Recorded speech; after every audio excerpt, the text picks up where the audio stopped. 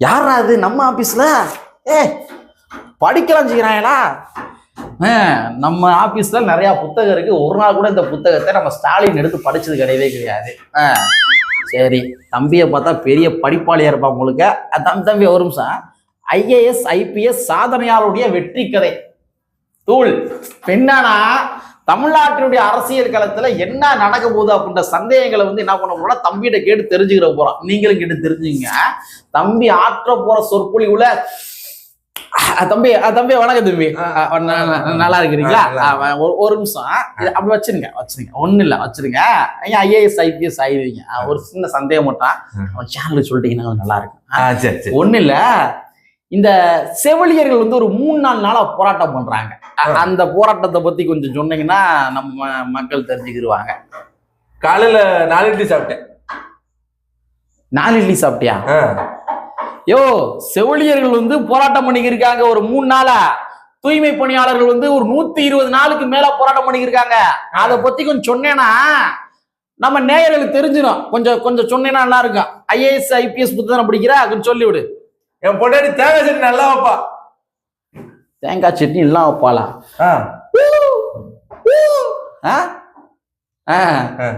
Super. வா இங்கிட்டு லட்சணத்துல IAS IPS புத்தகத்தை படிக்குது இங்கிட்டு. அதாவது மக்களே ஒண்ணு கிடையாது.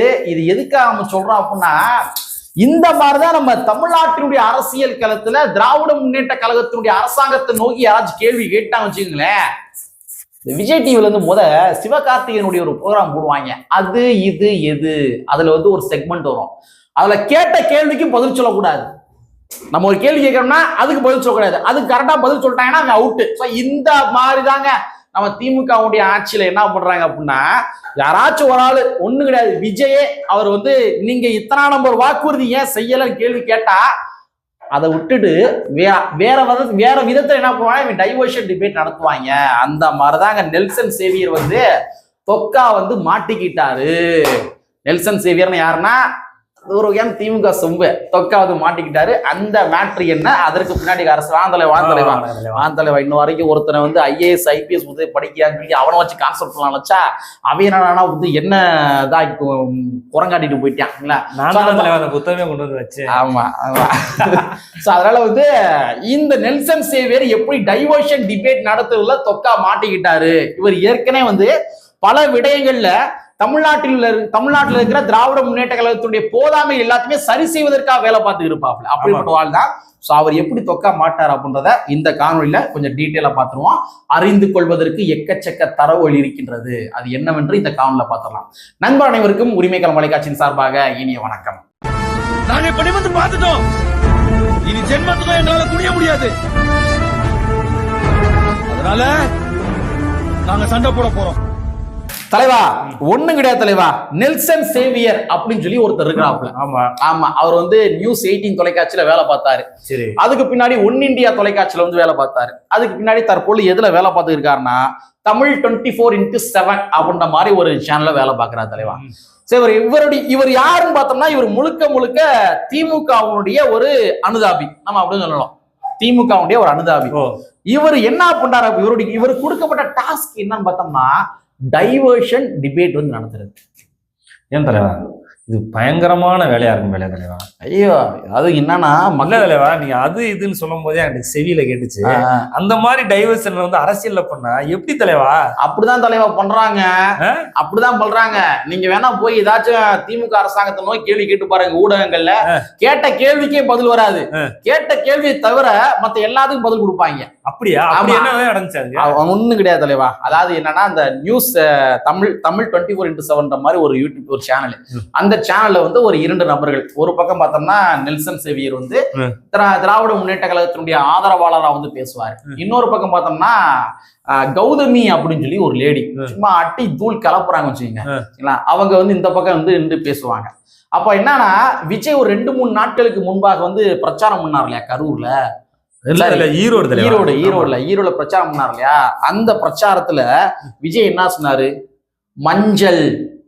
மஞ்சள் விவசாயிகளுக்கு திராவிட முன்னேற்ற கழகம் எதுவும் செய்யவில்லை, ஆராய்ச்சி நிறுவனம் அமைக்கிறேன்னு சொன்னாங்க, அது வந்து அமைக்கவில்லை அப்படின்னு குற்றம் சாட்டினார் இல்லையா? அந்த குற்றத்தை தான் என்ன பண்ணாங்கன்னா நெல்சன் சேவியர்கிட்ட கேள்வியா வந்து இவங்க கௌதமி வந்து கேட்கறாங்க. அந்த மாதிரி கேட்டதுக்கு அவர் என்ன பதில் சொல்லி இருக்கணும்? ஆராய்ச்சி நிறுவனம் அமைச்சாங்க, அமைக்கவில்லை, விவசாயிகள் இது பண்ணாங்க, பண்ணவில்லை, இதுதானே சொல்லி இருக்கணும். ஆனா அதை விடுத்துட்டு அவர் என்ன பதில் சொன்னார் அப்படின்னா, இல்லங்க இது விஜய் வந்து ஒரு பிஜேபியினுடைய பி டீம்ங்க, இது பதிலா? தலைவா ஒண்ணுமே இல்ல. இன்னைக்கு இருக்க அரசியல் பாலிடிக்ஸ் என்ன அப்படின்னு பார்த்தோம்னா, நீங்க நியாயமான கேள்வி எந்த கட்சியை வேண்டாம் நீங்க கேட்கலாம். கேட்டோம்னா அவங்க என்ன சொல்றாங்க, ஒரே வார்த்தையில நீ பிஜேபி பி டீம். கேள்விக்கே பதில் சொல்றது கிடையாது, கேட்ட கேள்விக்கு பதில் சொல்வது கிடையாது. கேட்டா நீ வந்து பிஜேபி பி டீம் நீ கேள்வி கூடாது. இப்படி ஒரு அஜெண்டா வந்து தமிழ்நாட்டுல ஒரு மோசமான அரசியல் வந்து இன்னைக்கு ஸ்ட்ராட்டஜி இருக்கு. இந்த ஸ்ட்ராட்டஜியை முதல்ல தகர்க்கணும். நெல்சன் சேவியர் வந்து கௌதமி கேட்ட கேள்விக்கு பதில் சொல்லி இருந்திருக்கணும்ல. ஆமா மஞ்சள் நிறுவனம் வந்து அமைக்க சொன்னாங்க, அமைக்கவில்லை, ஆமா அமைக்கல, அது உண்மைதான் சொன்னோம்ல. அதை விட்டுட்டு பிஜேபியுடைய பி டீம் வந்து விஜய், எதுக்கு இது பதில் கிடையாது? பிஜேபியோட பி டீமா பி டீம் இல்லையா சொல்றது வேற ஒரு டாபிக் வச்சு நீங்க பேசுறீங்க, அது வேற. ஆனா கௌதமி கேட்ட கேள்விக்கு பதில் சொல்லணும்ல நெல்சன் சேவியர். மஞ்சளுக்கான என்ன பண்ணி வச்சிருக்கீங்க? மஞ்சள் விவசாய உற்பத்தி பண்ற விவசாயிக்கு என்ன பண்ணீங்க? ஈரோடு மாவட்டத்துல அதிகமா உற்பத்தி பண்ணக்கூடியது மஞ்சள் தான், புரியுதுங்களா? அந்த மாவட்டத்துக்கு நீங்க என்ன பண்ணீங்க? நாங்க ஏதாவது செய்யறோம், நாங்க இந்த மாதிரி ஒரு ஆராய்ச்சி கொண்டு வரோம் சொன்னீங்க, அதை நீ கொண்டு வரல, கொண்டு வந்தமா வரலையா? அதை சொல்லு. அது பிஜேபி பி டீம் யாரு கேள்வி கேட்டாலும் பிஜேபி ஒண்ணுமே இல்ல தலைவா. வேங்கவேல் சம்பந்தமா வந்து பிஜேபி காரங்களே கேள்வி கேட்டா அதுக்கு என்ன பதில் சொல்லுவாங்க? ஒண்ணுமே சொல்ல முடியாது. அதே மாதிரி எல்லா பேருமே கேள்வி கேட்கிறாங்க, அப்படி கேள்வி கேட்டா அவங்க பிஜேபி பி டீம். யாரு கேள்வி கேட்டாலும் திமுகவை நோக்கி யாரு கேள்வி கேட்டாலும் பிஜேபி டீம். அது மட்டும் கிடையாது, 2024 இருந்து 2025 தலைவா இந்த இடைப்பட்ட காலகட்டங்கள்ல தமிழ்நாட்டுல மொத்தமாக 204 பள்ளிகள் வந்து க்ளோஸ் பண்ணிக்கிறாங்க. 204 பள்ளிகள் வந்து க்ளோஸ் பண்ணிருக்காங்க. மாணவ சேர்க்கை இல்லை, தனியார் பள்ளிகளுக்கு அவர்களும் செல்கின்றார்கள் என்று கூறி, அரசாங்க பள்ளிகளுடைய தகுதி சரியில்லை என்று கூறி மாணவர்கள் தனியார் பள்ளிக்கு சென்றதாக சொல்லி 204 பள்ளிகளை க்ளோஸ் செய்திருக்கிறார்கள். இதை விஜய் வந்து பேசினார பிரச்சாரத்துல. ஆமா, இதுக்கு நீ பதில் சொன்னீங்க? அதுக்குதான் பதில் சொல்லியிருக்காரு. யார் சொல்லிருக்காரு தெரியுமா?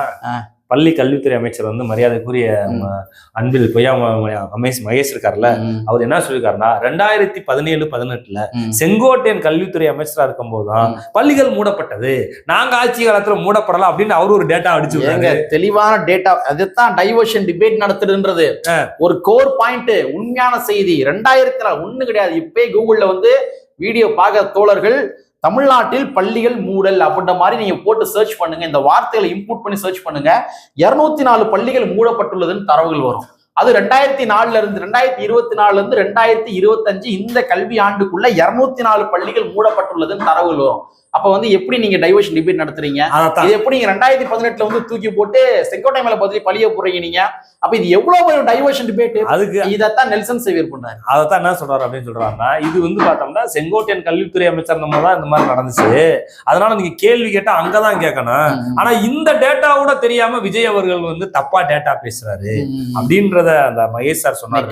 இன்னைக்கு கையில எல்லாரு கையிலும் செல்லு இருக்கு தலைவா, ஏமாத்தலாம் ஒரு உருட்டு ஊட்டினாங்கன்னா எப்படி தலைவா ஏத்துக்கிற முடியும்? நீங்க சொல்றது வந்து 2004-2024-25 பள்ளி. 2021 இருந்து 24 வரைக்கும் எத்தனை பள்ளிக்கூடம் முடிக்காங்க தெரியுமா?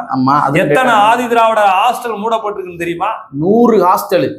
இந்த டிசம்பர் மாசம் 100 ஹாஸ்டல் க்ளோஸ் பண்ணிக்கிறாங்க. ஆகஸ்ட் மாசம் 51 ஹாஸ்டல் க்ளோஸ் பண்ணிக்கிறாங்க.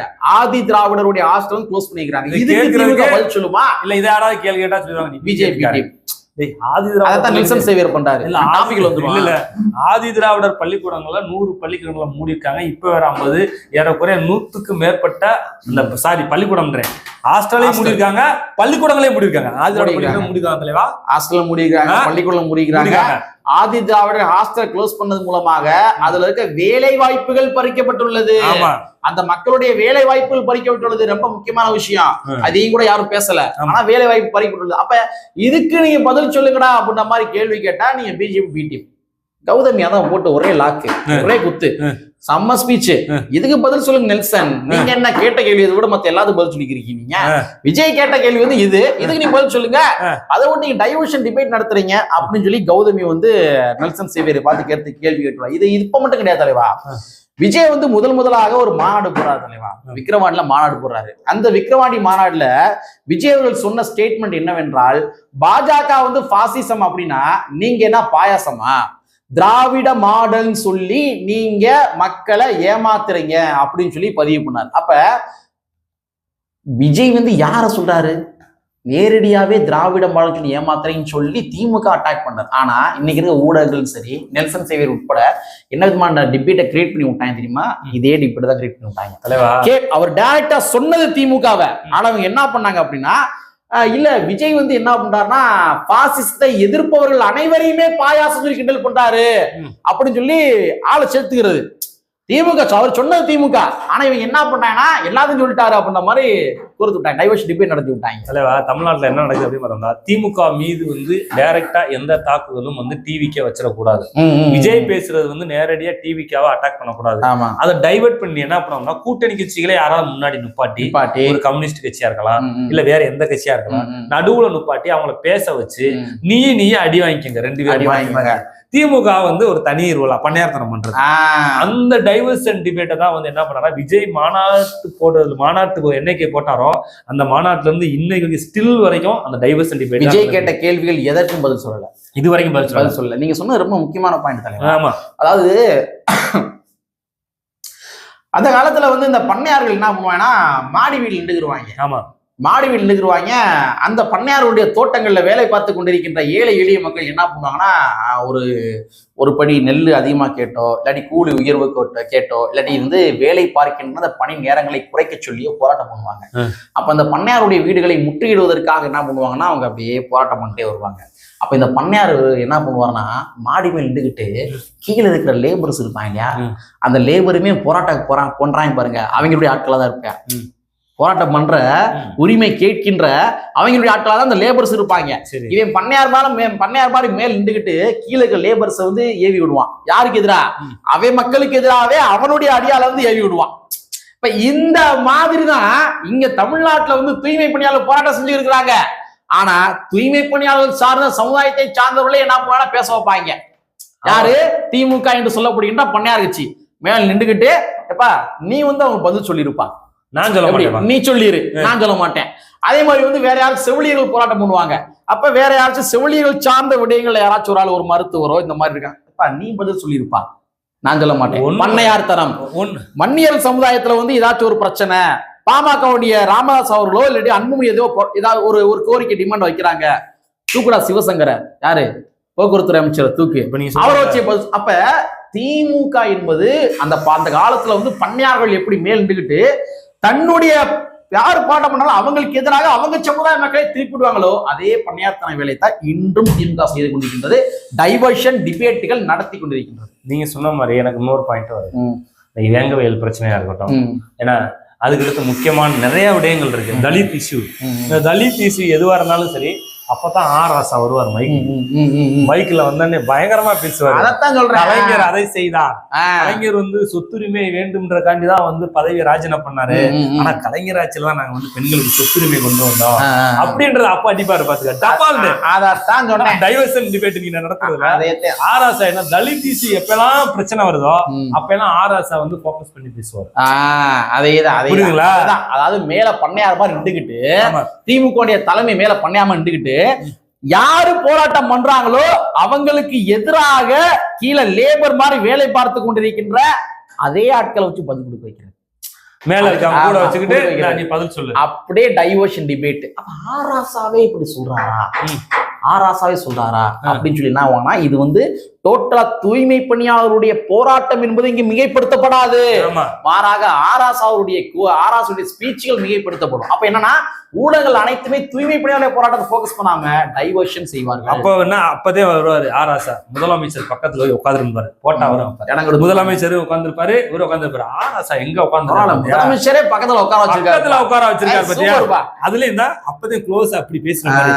திரும்ப தலைவா இப்படி ஒரு போட்டா வரு ஆராசா வந்தனே, எங்க முதலமைச்சர் பக்கத்துல உட்காந்துருக்காரு, அவரை போய் வைரமேப்பா அப்படின்ற மாதிரி ஒரு டிபேட் உருவாக்கும். அதுதான் இந்த மாதிரிதாங்க நெல்சன் சேவியர் போன்ற ஆட்கள் எல்லாருமே ஒரு கோர் பாயிண்ட் என்ன அப்படின்னா, அந்த கோர் பாயிண்டை நோக்கி விவாதங்கள் செய்வது கிடையாது. திமுகவுடைய போதாமைகளை நோக்கி விவாதங்கள் செய்வது கிடையாது. விஜய் அவர்கள் திமுகவுடைய போதாமைகள் வாக்குறுதி எண்களோடு அடிக்கிறார் அப்படின்னா அந்த வாக்குறுதி எண்கள் என்ன, அந்த வாக்குறுதி எண்ணில் திமுக என்ன வாக்குறுதியை வழங்கி இருக்கின்றார்கள், இது சம்பந்தமாக அவங்க டிபேட் நடத்துவது கிடையாது. மாறாக டைவர்ஷன் டிபேட் நடத்துவதற்காக இது போன்ற நெல்சன் சேவியர் போன்ற ஆட்களை களத்தில் இறக்கிவிட்டு கடைசி வரையும் கேட்ட கேள்விக்கே பதில் சொல்ல மாட்டாங்க. நம்ம வீடியோ ஆரம்பிக்கிற ஒருத்தன் பேசினா பாருங்க, என் வீட்டுல என் பொண்டாடி தேங்காய் சட்னி வச்சு அந்த மாதிரிதான் கேட்கிற கேள்விக்கு பதில் சொல்ல மாட்டாங்க. இந்த மாதிரி வேலையை தான் திமுக செய்து கொண்டிருக்கின்றது. சோ விழிப்போடு இருக்க வேண்டும், விழிப்பாயிரு நெருப்பாயிரு அப்படின்னு சொல்லி எனக்கு பிடித்த ஒரு தலைவர்னு சொல்லியிருக்காரு. ஸோ அதுக்கு அந்த கூற்றுக்கு ஏற்றவாறு அனைத்து நபர்களுமே வெளிப்பாக இருக்க வேண்டும், நெருப்பாக இருக்க வேண்டும். எந்த விஷயம் என்னவென்று பகுத்து ஆராய்ந்து அதற்கு ஏற்றவாறு அவங்க விதைக்கிற அந்த டைவர்ஷன் டிபேட்டுக்கு ஏற்ற மாதிரி நாமும் டைவர்ஷன் ஆயிடாம மக்களுடைய பிரச்சனையை தொடர்ச்சியாக பேசுவோம் என்பதை கூறிக்கொண்டு கற்பி ஒன்று செய்ய புரட்சி என்று புரட்சி அம்பேத்கருடைய வரியை கூறிக்கொண்டு நிறைவு செய்கின்றோம். நன்றி, வணக்கம்.